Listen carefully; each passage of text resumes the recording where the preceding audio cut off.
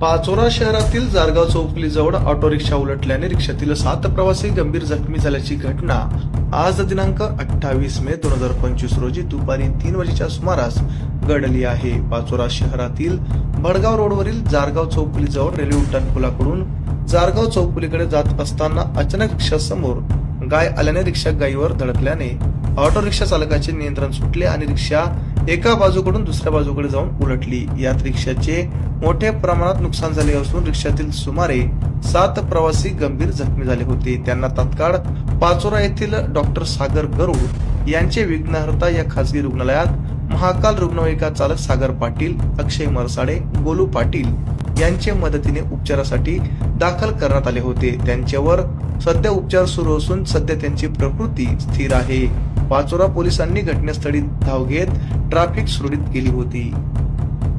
आमच्या चॅनलला लाईक करा, सबस्क्राईब करा, बेल आयकॉनवर क्लिक करा आणि हो शेअर करायला विसरू नका।